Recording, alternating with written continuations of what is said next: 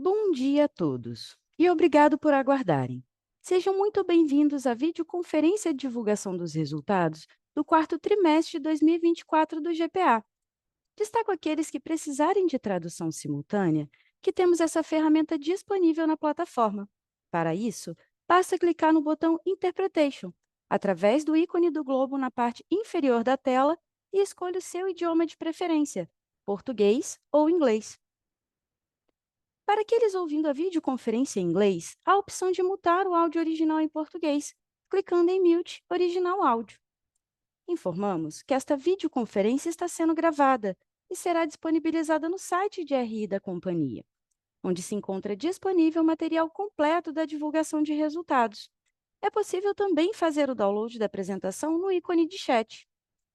Durante a apresentação da companhia, todos os participantes estarão com o microfone desabilitado. Em seguida, daremos início à sessão de perguntas e respostas.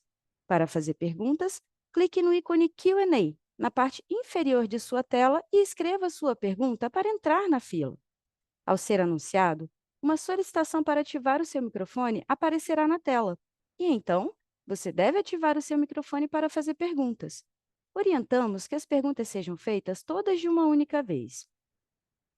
Ressaltamos que as informações contidas nesta apresentação e eventuais declarações que possam ser feitas durante a videoconferência, relativas às perspectivas de negócios, projeções e metas operacionais e financeiras do GPA, constituem-se em crenças e premissas da administração da companhia, bem como informações atualmente disponíveis.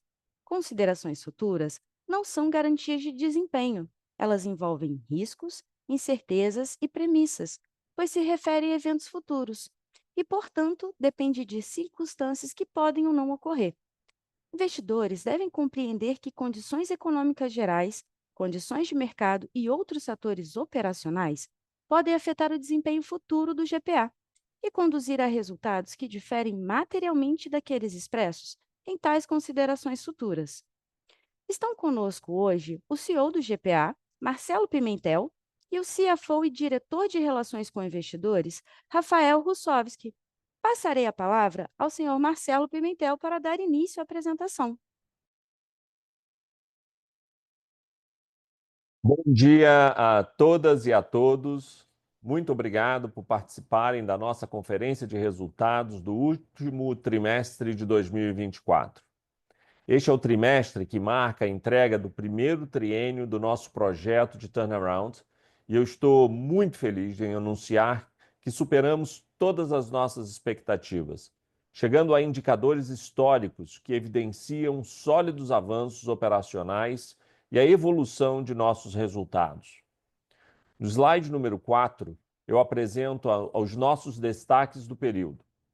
Alcançamos neste quarto TRI a marca histórica de 9,5 pontos de margem EBITDA ajustado, o melhor patamar desde 2020, impulsionado por uma aceleração na performance da venda mesmas lojas, que registrou um aumento de 9,6%, evoluindo 4,6 pontos percentuais na comparação com o trimestre anterior, com crescimento de volume também. Destaque para as performances do Pão de Açúcar e do Extramercado, que registraram um crescimento de 10,2% e 10,3%, respectivamente, com uma evolução significativa frente aos resultados do trimestre anterior. O nosso e-commerce seguimos com a trajetória de alto crescimento e batemos o patamar de 16,2% de crescimento nesse trimestre, reforçando a liderança tanto nos canais próprios de 1P quanto nas plataformas de parcerias 3P. Seguimos ampliando nossos ganhos de market share como evolução de 0,6 ponto percentual no estado de São Paulo, no mercado de autosserviço, fechando 2 anos de crescimento contínuo em linha com o nosso planejamento estratégico. A margem bruta chegou à marca de 27,2, 0,2 ponto percentual acima do resultado do quarto trimestre de 2023, reflexos das iniciativas de melhoria e eficiência operacional nas nossas bandeiras e formatos. E, finalmente, a expressiva redução de 40% da dívida líquida e alavancagem financeira da companhia pré-IFRS 16, que atinge 1,6 vezes EBITDA. O Rafael vai entrar nos detalhes com vocês, mas vale lembrar que saímos de um patamar de 10,6 vezes alavancagem no segundo trimestre de 2022, quando iniciamos essa jornada de retomada da companhia. No próximo slide, eu abro os destaques por pilar estratégico, começando pelo top line. Tivemos um espetacular resultado de vendas nesse quarto trimestre. Atingimos 5,6 bilhões em vendas totais no quarto trimestre. Se excluir o modelo de venda direta de aliados, chegamos a um total de 5,3 bilhões, com um crescimento de 8,3 pontos percentuais no total lojas. Vale destacar o formato de proximidade, com um aumento de 14,4 pontos percentuais no total lojas, suportado pela abertura de 59 lojas nos últimos 12 meses, sendo 29 delas só no quarto trimestre 24, e que continuam apresentando maturação acelerada. O quarto trimestre 24 mostra de forma clara os avanços operacionais que alcançamos ao longo dos últimos trimestres, que foram impulsionados pela estratégia de diferenciação e complementariedade das nossas bandeiras e formatos. Essa assertividade se traduziu em uma aceleração significativa da venda mesmas lojas, mesmo diante de um cenário de inflação elevada, demonstrando a resiliência do formato premium do Pão de Açúcar, além do ganho consistente de market share. Nas vendas mesmas lojas, como já comentei, destaco o desempenho do Pão de Açúcar e do Extra Mercado, esse último que registrou o maior avanço da série histórica iniciado num T22. Ambos aceleraram em vendas e volume, com avanço na venda de perecíveis, que é uma categoria muito estratégica e que é altamente impactada pela inflação. O avanço do market share vale a pena eu explorar um pouco mais com vocês.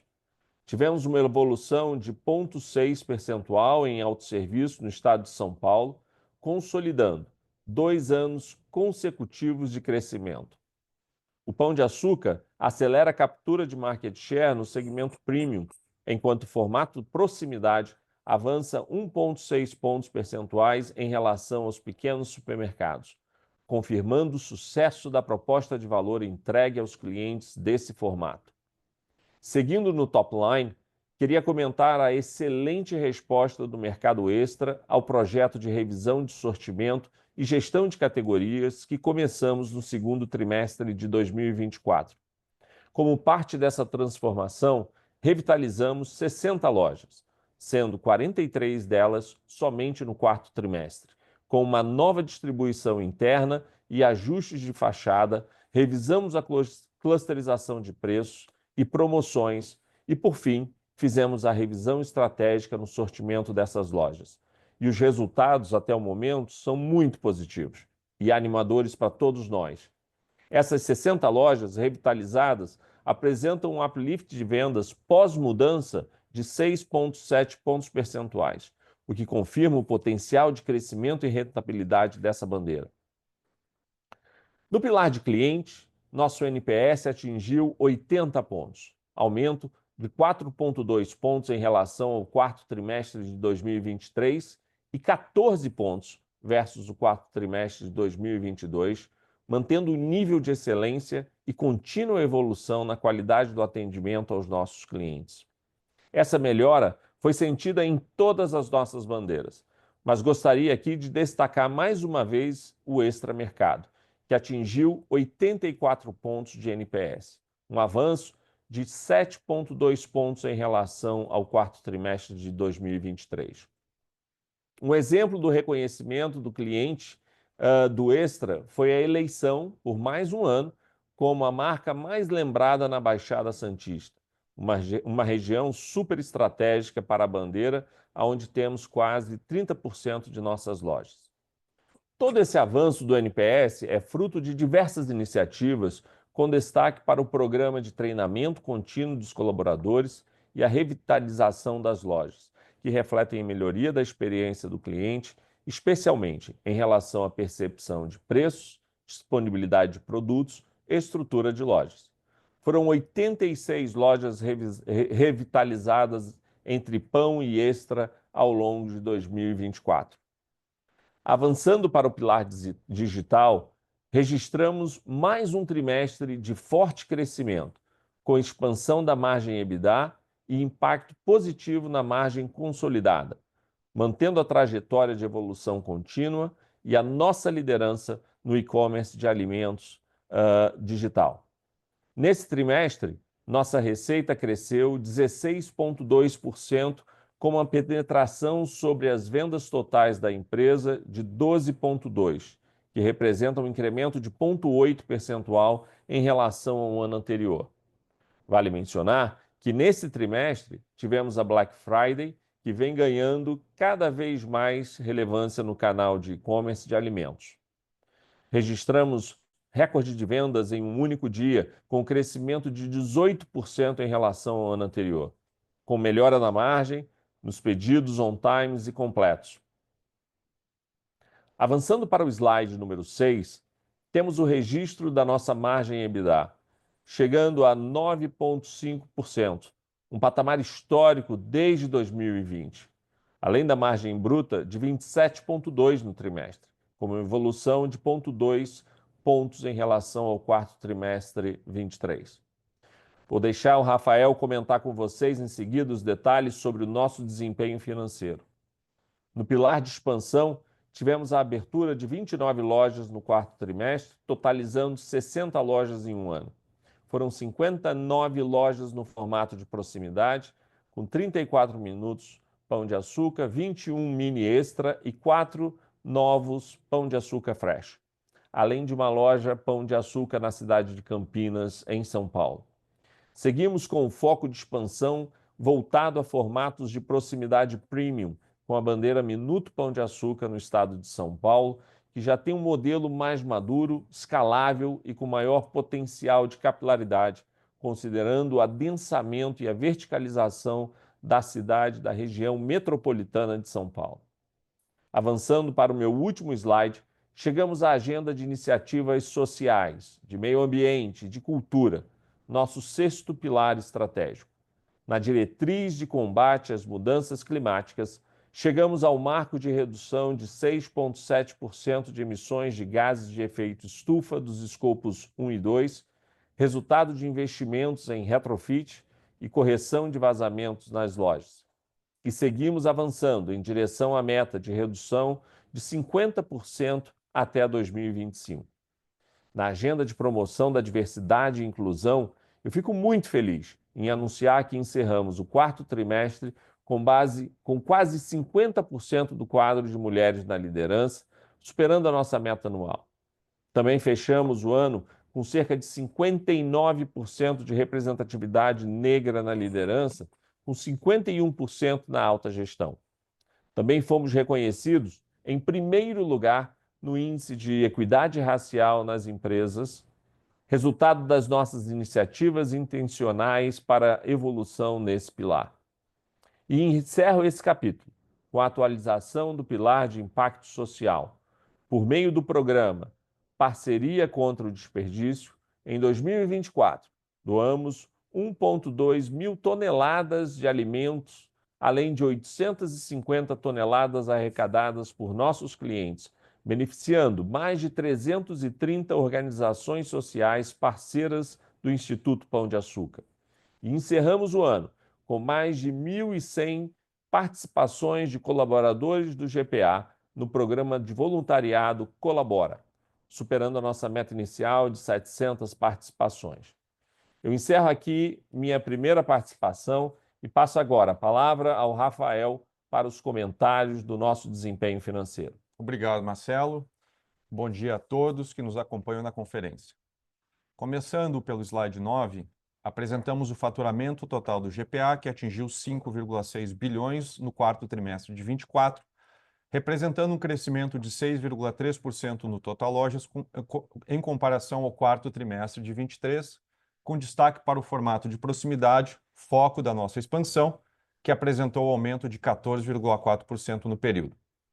Esse crescimento reflete um aumento de 9,6% em mesmas lojas, desconsiderando o efeito calendário, além da inauguração de 60 novas lojas em 24, 59 de proximidade e uma de Pão de Açúcar, sendo 29 de proximidade no quarto trimestre.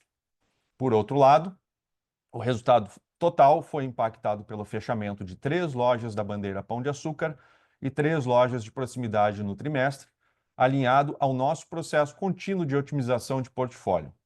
Destaco também o impacto do reequilíbrio do formato Aliados, que, apesar da redução nas vendas, contribuiu para a melhoria da rentabilidade. Vale ressaltar que o formato de Aliados começa o ano de 25 com a base de comparação já totalmente reequilibrada. No quarto trimestre de 24, registramos uma forte dinâmica de vendas, com aceleração significativa do crescimento em mesmas lojas, impulsionada pelo aumento dos volumes e pelo crescimento do ticket médio, refletindo a inflação do período. Esse desempenho evidencia de forma clara os avanços operacionais conquistados nos últimos trimestres, impulsionados pela complementariedade de nosso portfólio de bandeiras e formatos, que vem conquistando market share de forma consistente há 2 anos, trimestre após trimestre. Além desse crescimento sólido, destaca-se o aumento de volume de vendas do GPA, apesar de uma aceleração da inflação, com destaque para o formato premium da bandeira Pão de Açúcar. O Pão de Açúcar cresceu 10,2% em mesmas lojas, mais uma vez acelerando o crescimento apresentado no trimestre anterior. Essa evolução foi impulsionada pelo efeito combinado do crescimento do volume e preço médio. O formato proximidade apresentou crescimento mesmo às lojas de 4,9%. As lojas inauguradas a partir de 2022 seguem ampliando a sua contribuição, com crescimento de 2 dígitos em mesmas lojas, demonstrando a qualidade dos projetos de expansão e a eficácia da nossa estratégia de investimento. Além disso, é importante ressaltar o expressivo avanço de 1,6 ponto percentual no market share desse formato, em comparação com supermercados de grande porte na Grande São Paulo, conforme dados da Nielsen. O Extra Mercado registrou um aumento, mesmo às lojas, de 10,3%, o maior avanço desde o início da série histórica do primeiro trimestre de 22. Esse desempenho reflete o aumento do volume de vendas, com destaque para categorias de mercearia, além do forte crescimento do preço médio nos perecíveis, influenciado pela inflação dos principais itens, assim como observado no Pão de Açúcar. Como mencionado pelo Marcelo, avançamos significativamente no projeto de revisão de sortimento e gestão de categorias da bandeira Extra Mercado. Nesse trimestre, revitalizamos 43 lojas, totalizando 60 lojas já modernizadas dessa bandeira.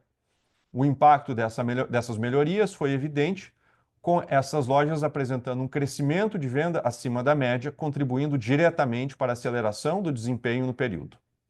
Por fim, o e-commerce segue em destaque, atingindo um aumento de 16,2% no quarto trimestre de 24 e alcançando um faturamento de 625 milhões de reais. A penetração das vendas digitais nas vendas totais foi de 2,2%, um avanço de 0,8 pontos percentuais em relação ao mesmo período do ano passado. Nosso desempenho foi especialmente robusto em datas sazonais, com destaque para Black Friday, na qual registramos índices excepcionais de entrega no prazo e pedidos completos, refletindo uma evolução significativa em comparação ao ano anterior. Além do crescimento acelerado, reforço a importância do e-commerce para a rentabilidade do negócio. Atualmente, esse canal já opera com margem de contribuição de 2 dígitos, contribuindo para a diluição das despesas das lojas físicas em um modelo 100% Ship from Store.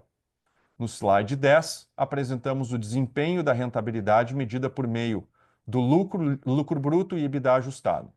Tivemos mais um trimestre de importante evolução, com destaque para a margem EBITDA ajustado, que atingiu o patamar recorde. Como demonstrado no gráfico acima, o lucro bruto atingiu 1,4 bilhão no quarto trimestre de 24, com margem de 27,2%, representando um avanço de 0,2 pontos percentuais em relação ao mesmo período de 23.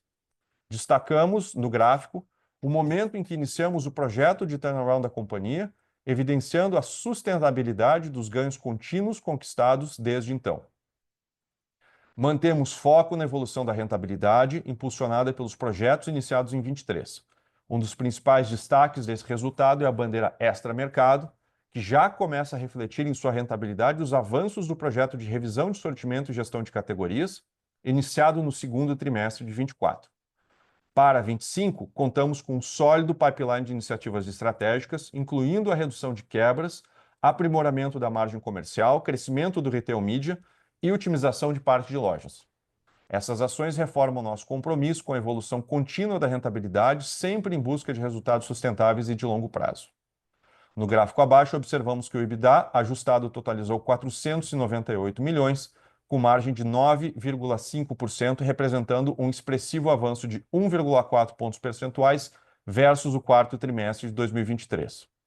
Além disso, vale ressaltar o crescimento robusto de 25,3% do EBITDA ajustado sobre o ano anterior, refletindo a eficácia das nossas iniciativas voltadas para a melhoria da rentabilidade e eficiência operacional. A margem EBITDA ajustado registrada no quarto trimestre de 24 atingiu o maior nível desde 2020 e, como ilustrado no gráfico, marcou o 9º trimestre consecutivo de evolução, ou seja, desde o início do projeto de turnaround, temos conseguido implementar ganhos contínuos da margem EBITDA trimestre após trimestre. Seguindo a apresentação para o slide 11, com o desempenho financeiro do lucro líquido.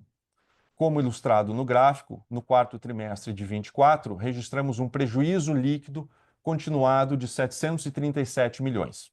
Nesse trimestre, tivemos impactos em outras receitas e despesas operacionais, particularmente advindos de itens não recorrentes que aumentaram o prejuízo.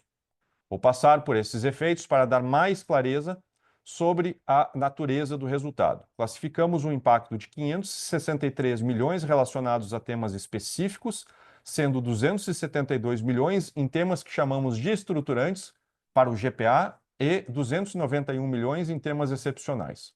Em relação aos temas estruturantes, o principal impacto, de 150 milhões, está relacionado com o impairment de um grupo de lojas, ajustando o seu valor recuperável por não se tratarem de ativos estratégicos para a companhia. Além disso, realizamos acordos tributários no trimestre, totalizando 80 milhões de reais. Como já destacado em diversas interações com o mercado, seguimos ativos na busca por soluções para as contingências, avançando também em acordos que geram benefícios, como descontos em juros e multas, melhores condições de pagamento e utilização de créditos para liquidação das obrigações. Por fim, iniciamos o quarto trimestre de 24, um projeto de reestruturação da área administrativa, com foco em ganho de eficiência.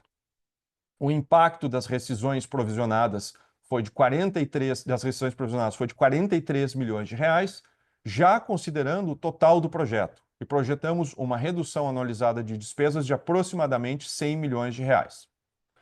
Os demais impactos no prejuízo líquido das operações continuadas estão relacionados a eventos excepcionais, incluindo a provisão para a perda provável de 191 milhões relacionados à discussão sobre INSS e a recomposição da provisão para processos trabalhistas no valor de 100 milhões. A provisão para a contingência do INSS tem origem em uma tese adotada no mercado sobre a não incidência de INSS patronal sobre benefícios. No final de 2024, o STJ julgou esse tema de forma desfavorável para um contribuinte e, considerando o mérito dessa decisão, reclassificamos a nossa perda de possível para provável, conforme a nossa política.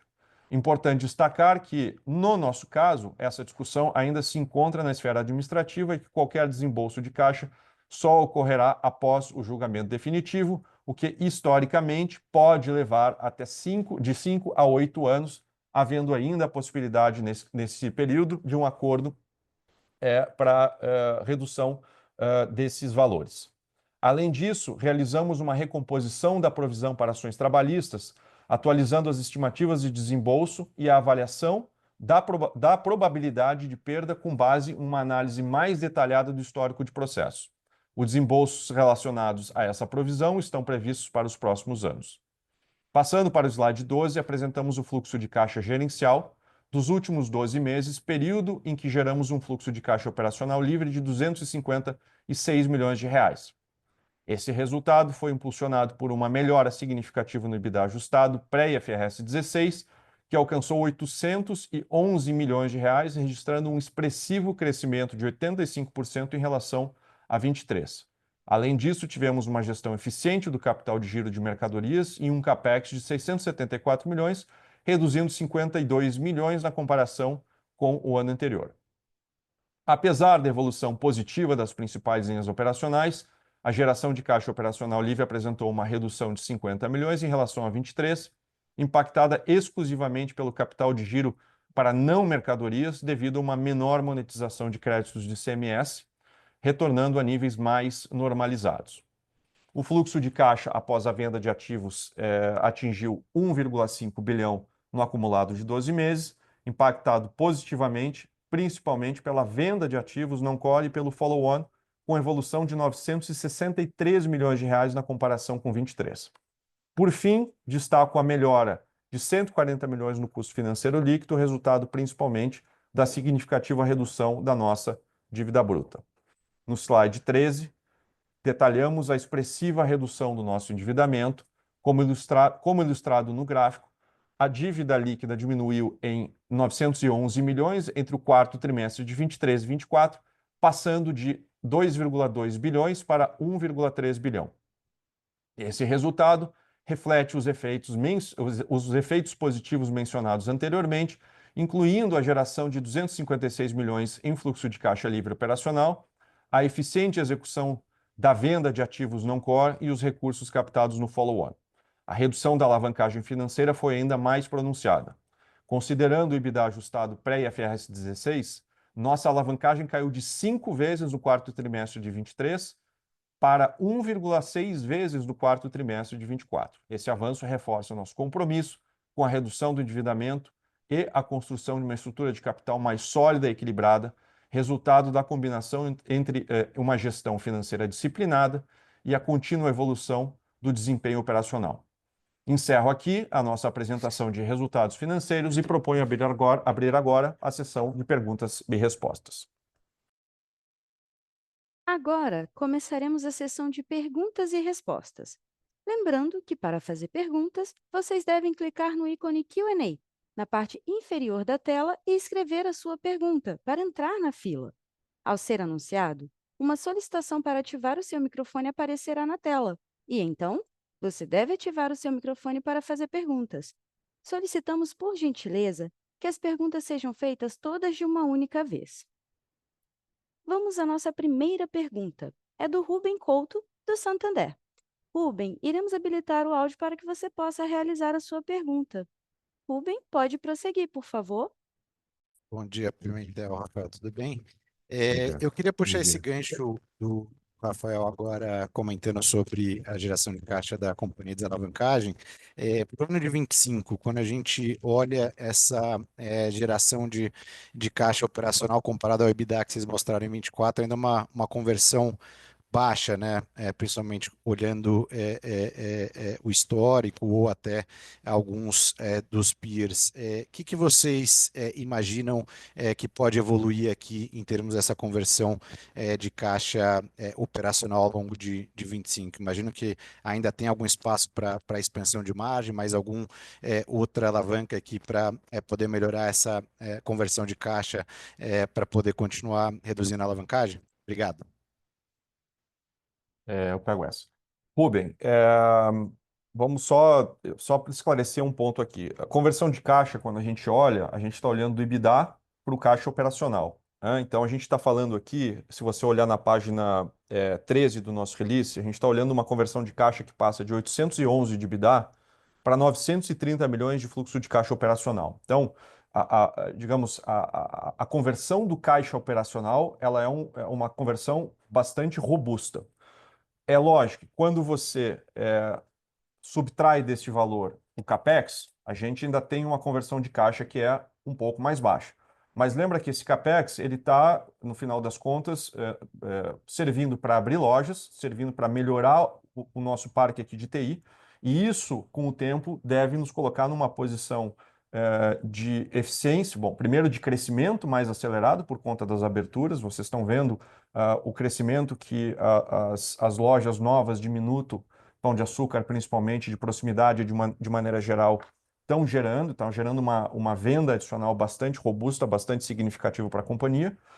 E nós acreditamos que com o investimento, e isso já foi discutido com o mercado algumas vezes, na ordem de 3% da receita, e isso deve cair na medida em que a gente vá melhorando a parque de TI e fazendo alguns investimentos mais estruturais para a companhia, a gente consiga melhorar a eficiência. Então, eu acredito que ao longo desse ano de 25, a gente já deva ver uma melhora ainda mais significativa nisso.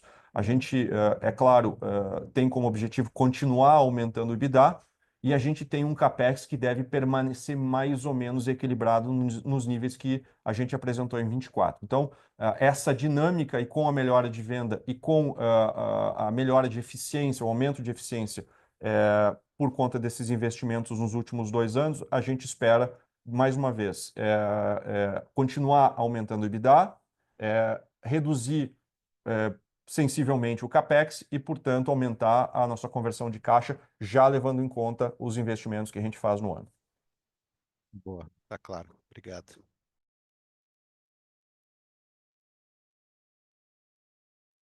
Vamos à nossa próxima pergunta. É do Felipe Rached, do Goldman Sachs. Felipe, iremos habilitar o áudio para que você possa realizar a sua pergunta. Felipe, pode prosseguir, por favor. Oi, pessoal. Obrigado por pegar minha pergunta. Eu queria explorar um pouco mais a fundo o tema de melhora da rentabilidade. Nesse TRI, a melhora veio mais do lado desse SG&A, mas eu queria, na verdade, falar um pouco mais da oportunidade que você ainda vem do lado de margem bruta. Vocês comentaram no release, falaram no call de diversas alavancas que vocês têm explorado nessa frente. Tanto mudança de mix, retail media, negociação com fornecedores, etc. Eu queria entender um pouco melhor se ainda tem muita coisa na mão para fazer do lado operacional, especialmente do lado quebra, e do lado sortimento. E aí, se vocês puderem dar um pouco mais de detalhe também do quão relevante retail media já é e de qual é o tamanho que vocês acreditam que ela poderia ser, seria muito interessante também. Obrigado, pessoal. Obrigado, Felipe. Vamos lá. Ótima pergunta aqui que nos permite explorar um pouco mais o trabalho que vem sendo feito. Vamos lembrar aqui que em 2023 foi quando a gente fez aquele primeiro exercício, começando pelo Pão de Açúcar, que trabalhava 3 pontos, que era clusterização de loja, programa de gestão de categoria e clusterização em termos de precificação de loja. E essa combinação foi o que trouxe a melhoria que nós começamos a perceber do segundo semestre, principalmente no quarto trimestre de 2023 e o ano inteiro de 2024 na bandeira Pão de Açúcar. Nós fizemos esse mesmo trabalho em 2024 para a bandeira do Mercado Extra e as bandeiras de proximidade. E aí começamos a perceber a melhora de margem a partir do segundo semestre e último trimestre de 2024. Nós esperamos agora, no full year de 2025, ver esse benefício anualizado. E a gente tem aqui uma expectativa de melhora. O segundo ponto vem com relação à nossa relação com a indústria, principalmente no momento que nós estamos vivendo. Com todo esse contexto macroeconômico, o Pão de Açúcar tem uma oportunidade gigante aqui, exatamente pela assertividade da estratégia que nós tomamos a decisão lá atrás, em 22, de focar no público premium e de dar foco ainda mais no estado de São Paulo.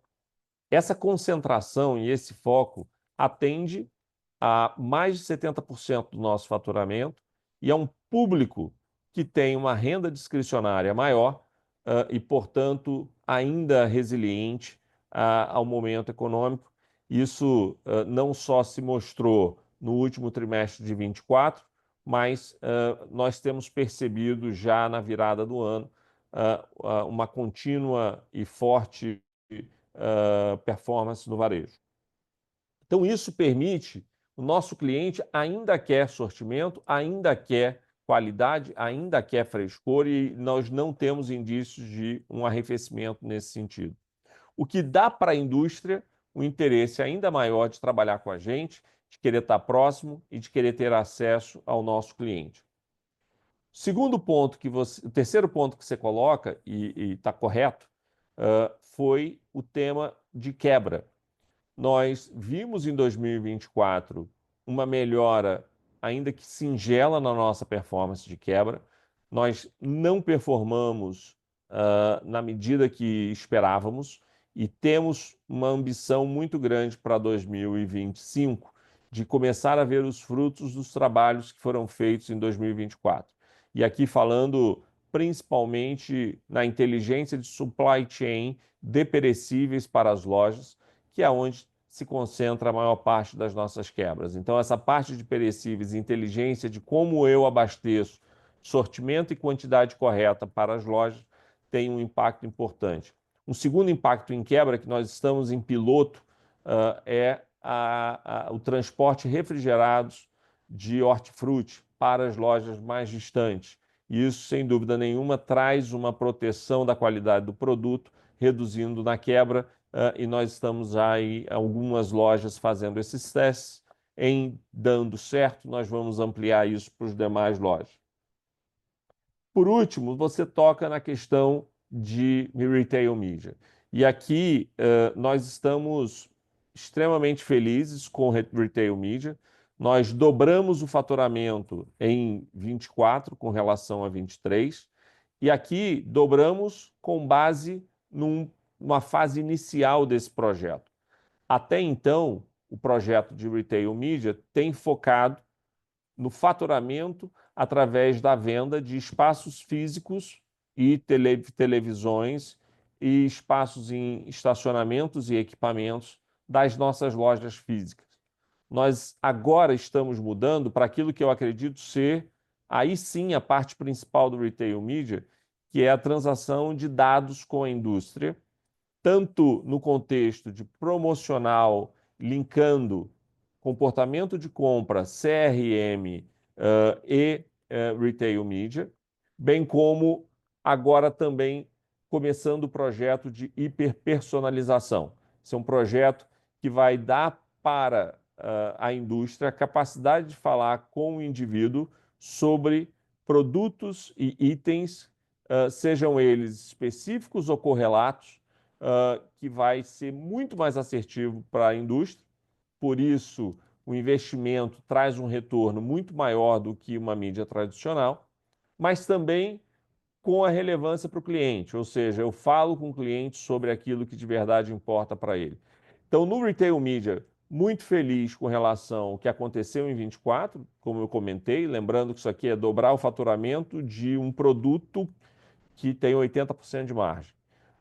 E agora trabalhando no que eu acredito ser o que de verdade vai exponencializar esse resultado. Então, nós estamos bastante otimistas com relação ao futuro e tudo isso que eu falei vai contribuir para uma contínua melhora na nossa margem bruta. Perfeito, muito claro. Obrigado, Pimentel. Obrigado. Vamos à nossa próxima pergunta. É da Dani Eig, da XP. Dani, iremos habilitar o áudio para que você possa realizar a sua pergunta. Dani, pode prosseguir, por favor. Bom dia, pessoal. Obrigada por pegar minha pergunta. Eu queria explorar um pouquinho melhor a dinâmica de crescimento, principalmente same store de vocês, né? Assim, chama atenção a forte aceleração na bandeira pão, próprio extra mercado, mas também destoa um pouco a questão do formato de proximidade, ele não ter seguido nessa mesma tendência, né? E aí ele tem até ficado um pouquinho abaixo dos outros no último tri também, né? Principalmente extra mercado. E aí era até tendo uma base relativamente fácil, né? Foi um same store flat no quarto tri. Então, talvez entender um pouquinho melhor como a gente pode pensar nessa tendência dos formatos para frente e se tem algum ponto aqui a ser considerado nessa dinâmica do proximidade. Obrigada. Obrigado, Dani. Dani, a resposta aqui é relativamente simples e você vai entender uma vez que eu explicar. Qual é a diferença? Principalmente no quarto trimestre, nós temos um pico de sazonalidade muito grande nas lojas de supermercado, e aí vocês viram o resultado de crescimento de same-store sales, tanto o Extra como o Pão de Açúcar, praticamente iguais, e no e-commerce. E por que disso? Porque nós temos no quarto trimestre Black Friday e Natal, e tivemos uma realidade estamos tendo ainda um verão com temperaturas acima da média, o que realmente trouxe uma performance espetacular para as lojas de supermercado e do e-commerce, onde nós temos espaço para fazer essas ações promocionais. No caso de proximidade, a gente deve esperar um comportamento muito mais estável e previsível do que supermercados, porque numa loja de proximidade, lembrando, a gente está falando de uma loja de, em média, 200 a 250 metros quadrados de piso de venda, você não tem um espaço físico para adicionar promoções sazonais. Portanto, ela mantém o seu comportamento. Um ponto, no entanto, que é super importante ressaltar é que, apesar do aumento mesmo às lojas estar ali em mid-digits, o que para nós a gente considera um resultado muito positivo, a margem dessas lojas vem crescendo constantemente, exatamente pelo ponto que eu comentei com você agora. Anteriormente, até o último trimestre de 2024, nós tratávamos as ações promocionais, calendários promocionais do Minuto e do Mini Mercado Extra, muito parecido com os supermercados, ou seja, você tinha uma ativação e modificação de preço semanal. No último trimestre de 2024, nós mudamos essa estratégia para mudanças quinzenais. E uma das coisas que a gente percebeu foi que não mexeu no comportamento de venda dessas lojas. Ou seja, o fato de conveniência era muito mais importante para os clientes do que necessariamente essa ação promocional pontual toda semana. E agora, a partir de janeiro, nós mudamos essa estratégia para mudanças mensais. Ou seja, essas lojas, em média, operam com 3 a 5 pontos percentuais acima de margem bruta do que uma loja de supermercado. Então, o bottom line dessa operação continua melhorando e estando cada vez mais saudável e estando cada vez mais próximos, por exemplo, de resultados de EBITDA da bandeira Pão de Açúcar. Então, eu entendo sua preocupação. Do nosso lado, é uma performance esperada e dentro das nossas expectativas, a gente está satisfeito com ela, entendendo que esse é um comportamento que se dá devido à sazonalidade em supermercados. Um último ponto que eu posso fazer aqui, que vamos lembrar que o nosso foco é no Minuto Pão de Açúcar na cidade de São Paulo. E o que acontece nessa sazonalidade é que muita gente da cidade de São Paulo deixa a cidade pós período de férias e vai para o litoral. E aí você tem um boom de vendas no litoral e um comportamento mais tímido na cidade. E isso reflete aqui nos números. Então, a gente está satisfeito com esses números, entendendo que é um comportamento natural. Só para complementar, Dani, eu acho, além de tudo que o Marcelo explicou, a gente está muito confortável e muito convicto, acima de tudo, sobre a aderência desse formato para o nosso cliente no mercado. A gente teve um ganho de 1,6 pontos percentuais de market share, o que demonstra que esse negócio tem aderência, tem demanda e a gente está conseguindo se implantar e se colocar em mercados na cidade, principalmente na cidade de São Paulo, onde a gente está atraindo clientes. Esses clientes certamente estão vindo de outras bandeiras, outros formatos, outros concorrentes, e a gente está conseguindo fazer esse crescimento em linha, como o Marcelo falou, é um crescimento mais linear, mas a gente está conseguindo ganhar market share, o que para nós é muito importante, o que, mais uma vez, demonstra que a aderência do formato ela é muito forte com a clientela. Tá ótimo, muito obrigada pela resposta. Vamos à nossa próxima pergunta. É do Andrew Rubin, do Morgan Stanley. Andrew, iremos habilitar o áudio para que você possa realizar a sua pergunta. Andrew, pode prosseguir, por favor. Hi, thanks very much for the question. Hoping you could dig in a bit more on e-commerce. In the release, you mentioned growth in 1P and 3P. I'm curious in the trends you're seeing between the two channels. And on contribution margins, you mentioned improvements as well. I'm curious what some of those drivers were and what you would need to see e-commerce margins either at or above the consolidated level. Very helpful. Thank you. Obrigado, Andrew. E-commerce tem sido realmente um grande sucesso dessa estratégia de retomada. Vamos só fazer uma recapitulação rápida para lembrar de como chegamos até aqui. Esse era um negócio que tinha 8% de penetração no varejo como um todo, daqui do GPA, e trabalhava com margens EBITDA próximas de 0, 2 a 3 no máximo. Desde lá, nós tomamos algumas decisões importantes e corajosas para que o negócio prosperasse. Primeiro, foi o fechamento do James, um projeto de last mile que, infelizmente, tinha uma margem de contribuição muito negativa. E o mais importante, no meio de 2023, nós tomamos a decisão corajosa de fechar o centro de distribuição de e-commerce e transferir toda essa operação para as lojas, e hoje 100% da nossa operação e-commerce acontece através da metodologia de Ship from Store. Com isso, nós melhoramos uma série de performance indicators. Primeiro, nós ficamos mais próximos do cliente e reduzimos o período de entrega.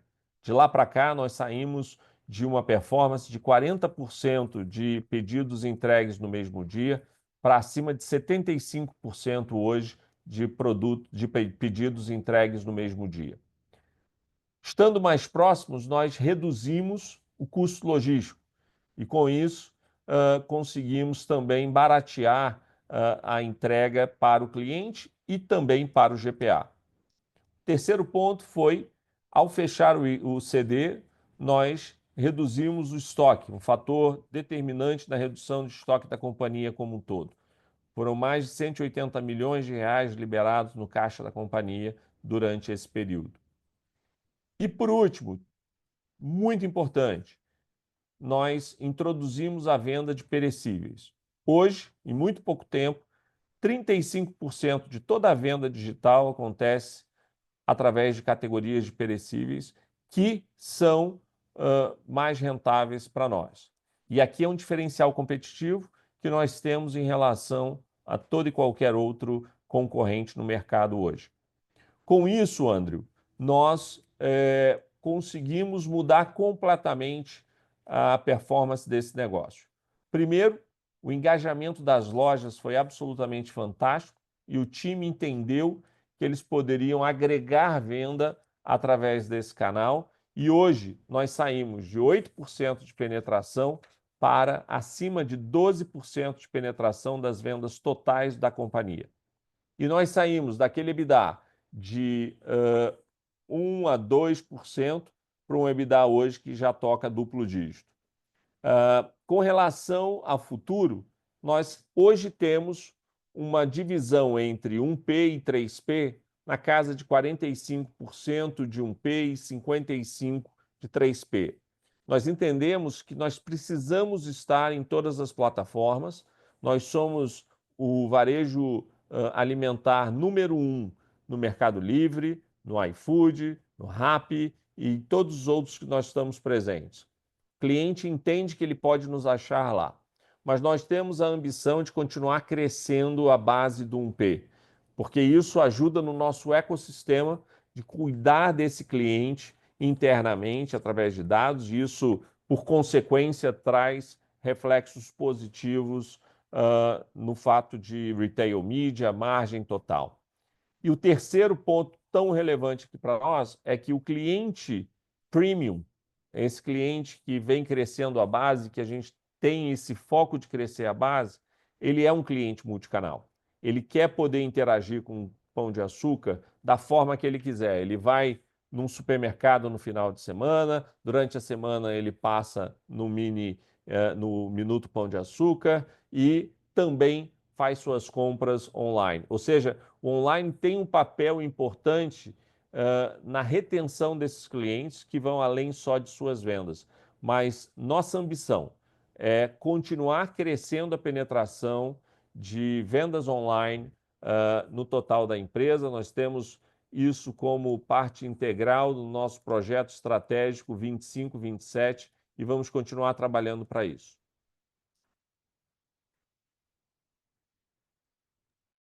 That's excellent detail. Thank you, Marcelo.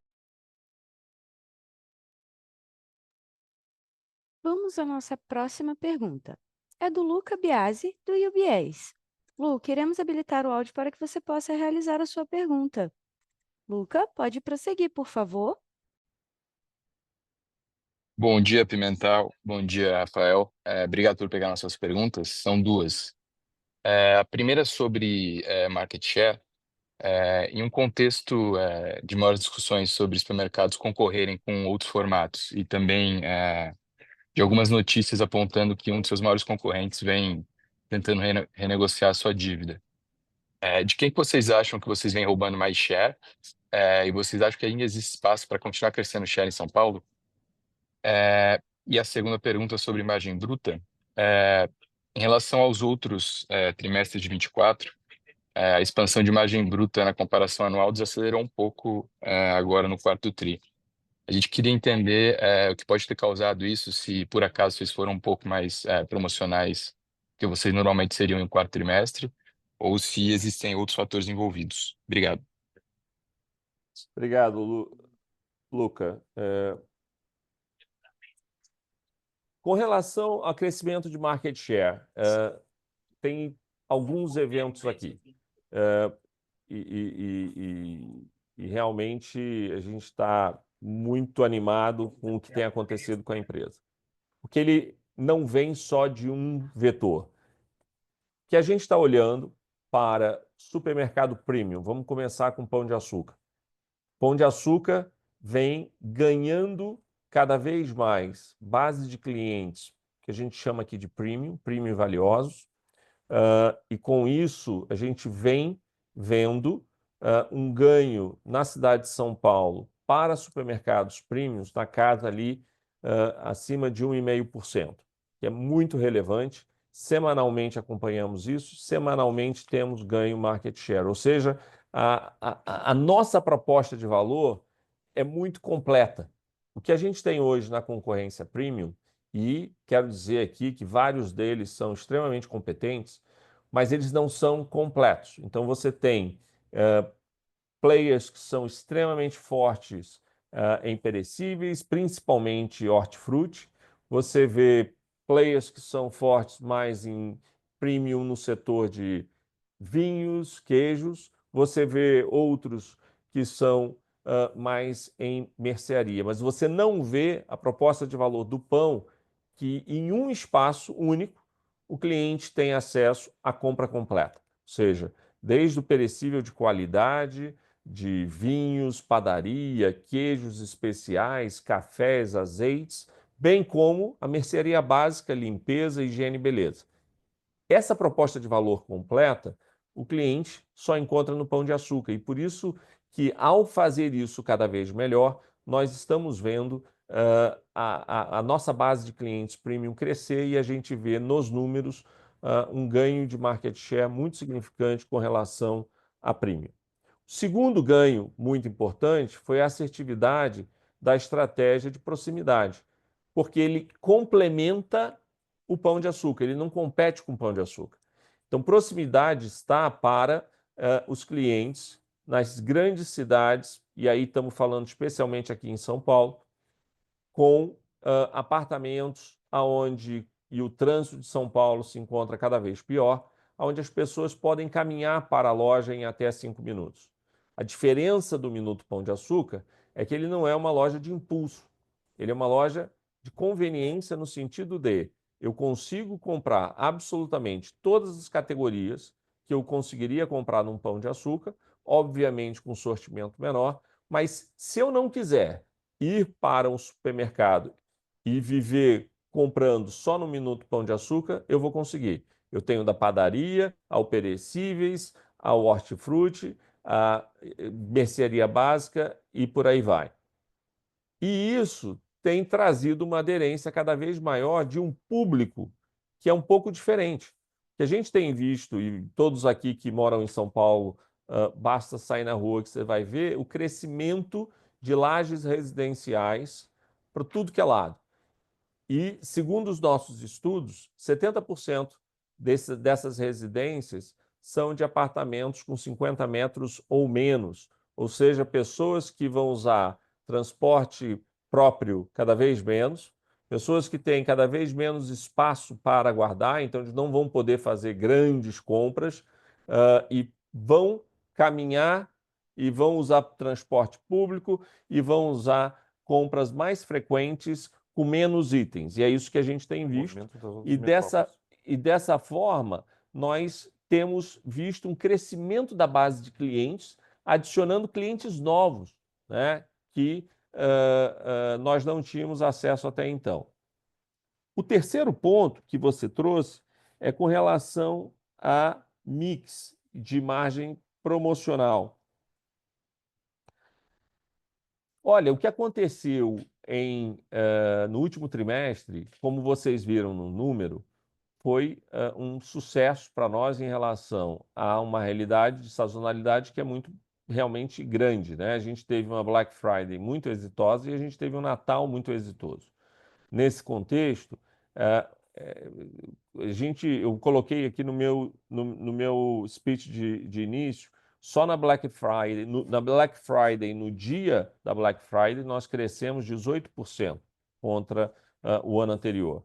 Então, ele traz uma sensibilidade na margem que é realmente um pouco menor do que a gente vê em meses e trimestres comuns, né? E com o peso dessas sazonalidades, você tem uma limitação de quanto você consegue expandir a margem nesse trimestre. Principalmente aqui impactado por um mix de categorias. Devido ao alto calor, nós tivemos e continuamos tendo uma penetração de líquida, seja ela alcoólica ou não alcoólica, muito grande, que tem trazido muita venda para nós e trabalha, obviamente, com uma margem que não é a mesma margem, por exemplo, de um hortifruti ou de café em cápsulas, por aí vai. Então, é um movimento natural, mas como comentei aqui na pergunta do Felipe, nós continuamos vendo uma oportunidade enorme aqui de continuar crescendo margem bruta e estendendo os nossos ganhos à medida de que nós vamos trabalhando agora para reduzir quebra, para melhorar a rentabilidade dos outros mercados. E falando de outros mercados, encerro aqui falando do mercado extra, que foi um sucesso e tem sido um sucesso muito grande. Eu tenho tido, no passado, várias perguntas sobre o futuro do mercado extra. E nós trabalhamos muito para recuperar o mercado extra. É uma marca extremamente valiosa, extremamente benquista, principalmente no litoral paulista, e com essas reformas, com ajuste de sortimento, nós estamos vendo um crescimento muito significativo, não só na venda, mas na rentabilidade desse negócio. Mudou completamente a rentabilidade do mercado extra. E isso nos permite continuar cuidando de uma base de clientes diferente da do Pão de Açúcar, que complementa para o resultado da companhia. Talvez um último ponto só com relação à margem, que eu acho que é um ponto importante, que é o seguinte. A gente, como vocês sabem, a gente tem focado muito na expansão do negócio no premium. E o premium ele tem margens superiores ao que vocês veem. As lojas novas, elas têm margens superiores ao que vocês veem da média da companhia. A média da companhia, claro, ela é impactada por um negócio para nós é muito importante, muito rentável, que é o Extra, mas é claro, o Extra ele comanda margens brutas, margem bruta menor do que os formatos premium. Na medida em que a gente segue fazendo a expansão do formato premium, segue focando nesse negócio, e isso passa a ser cada vez mais representativo da venda total, mecanicamente a gente deve começar a ver uma ligeira expansão de margem também por esse efeito puramente mecânico, por conta desse foco que a gente dá maior na expansão do premium. Super claro. Obrigado pelas respostas, pessoal. A nossa próxima pergunta é do Nicolas Larrain, do JP Morgan. Nicolas, iremos habilitar o áudio para que você possa realizar a sua pergunta. Nicolas, pode prosseguir, por favor. Opa, bom dia, pessoal. Obrigado por pegar a minha pergunta. Eu tenho duas. A primeira é um pouco do momento de venda. Se vocês poderiam comentar como que foi evoluindo o crescimento de venda ao longo do quarto tri e talvez alguma cor que vocês consigam dar sobre a performance agora em janeiro e fevereiro, seria legal. E minha segunda pergunta tem que ver com private label, né? A gente tem visto uma penetração bem legal aí na companhia. Eu queria entender qual é que é a sua visão em termos de penetração futura, se vocês de fato estão colocando um foco importante nisso, ou vocês acreditam que esse nível de 21, 22 já é suficiente? Obrigado. Obrigado, Nicolas. Vendas no quarto trimestre, ela se deu com outubro muito bom, muito forte. Novembro começou menos forte do que outubro, na expectativa da Black Friday, então a primeira quinzena um pouco mais fraca e seguido de uma quinzena fortíssima de Black Friday. Então, realmente fez a diferença para que continuasse um grande movimento de crescimento de vendas. E dezembro foi ótimo para nós. De novo, ele começou um pouco mais fraco ali na primeira semana, nos primeiros 10 dias, e aí realmente cresceu exponencialmente. Então, foram meses realmente muito bons.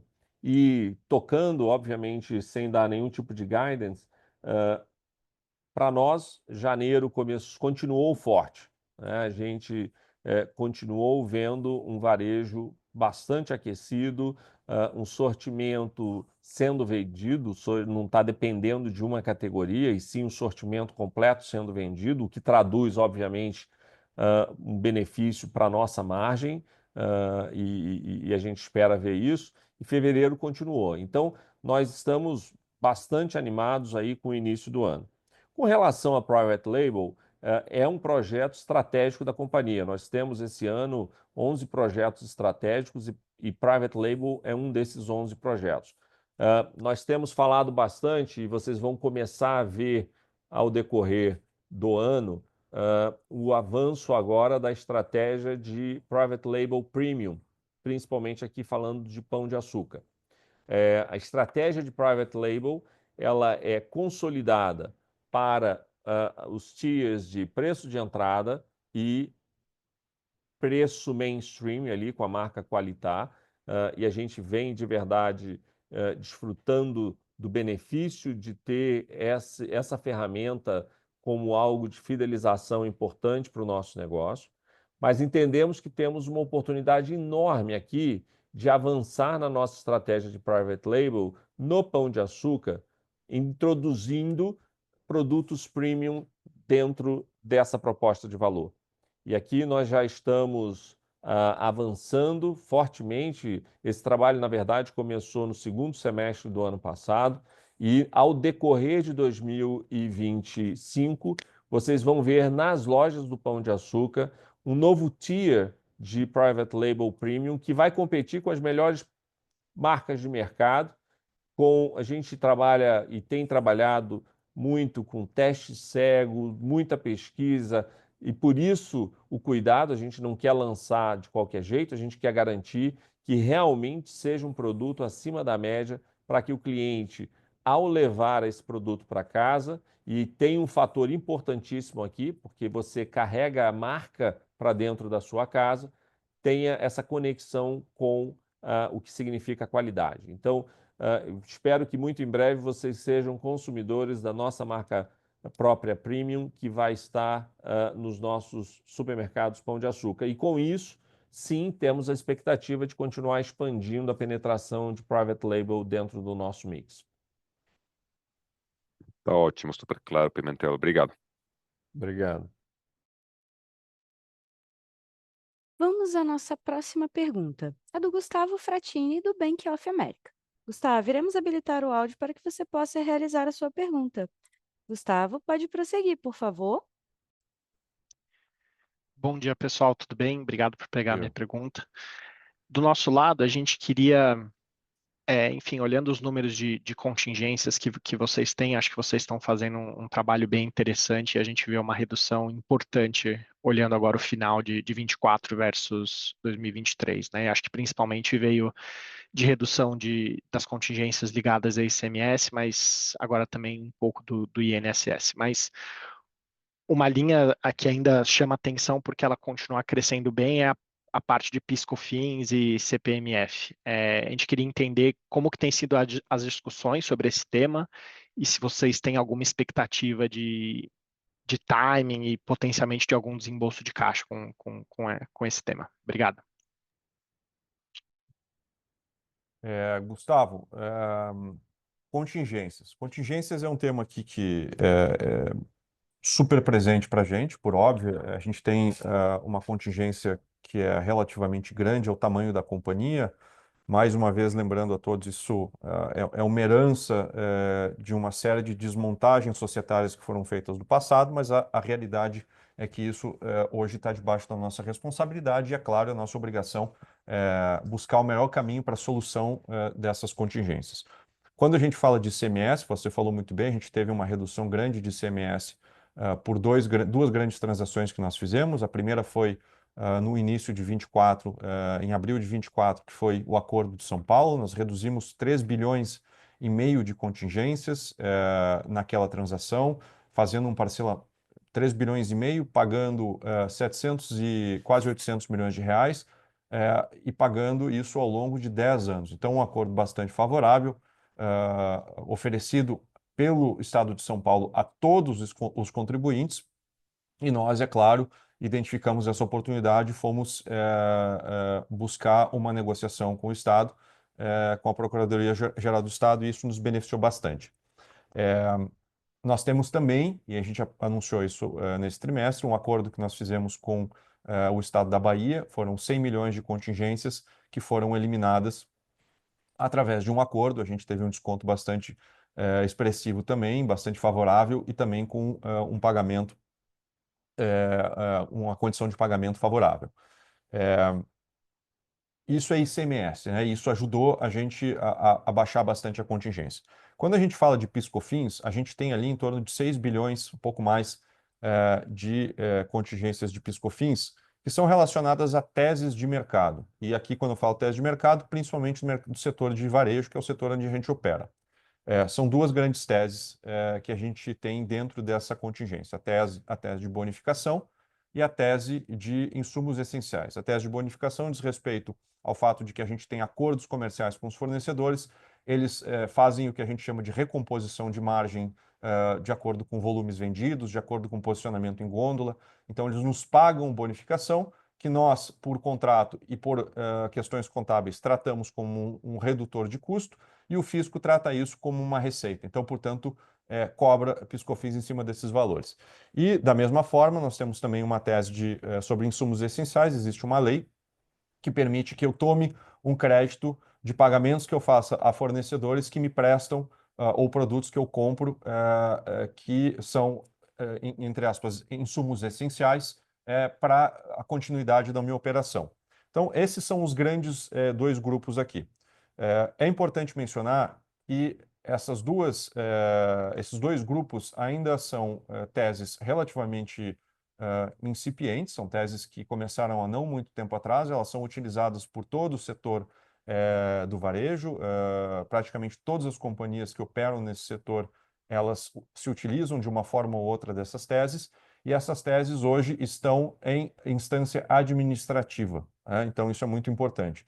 Existe uma decisão para uma indústria, no caso de insumos essenciais, que é uma decisão favorável, e existe nenhuma, ou não existe nenhuma decisão com relação à tese do PIS/COFINS para bonificação para nenhuma companhia em instância superior. Então, nós acreditamos que são teses sólidas, de acordo com o que nós escutamos dos nossos assessores tributários e fiscais, e são, independentemente de serem teses sólidas, são teses que provavelmente, de acordo com o histórico do que a gente vê de andamento em instância administrativa e justiça, são teses que vão ainda levar algum tempo para serem depuradas.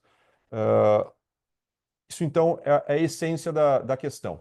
O que a gente vem fazendo, e são os movimentos que vocês veem ao longo dos últimos trimestres nas nossas contas. A gente tem gastado muito tempo e energia buscando transações que possam, de alguma forma, reduzir, eliminar ou pelo menos mitigar esses riscos dessas contingências. Tá?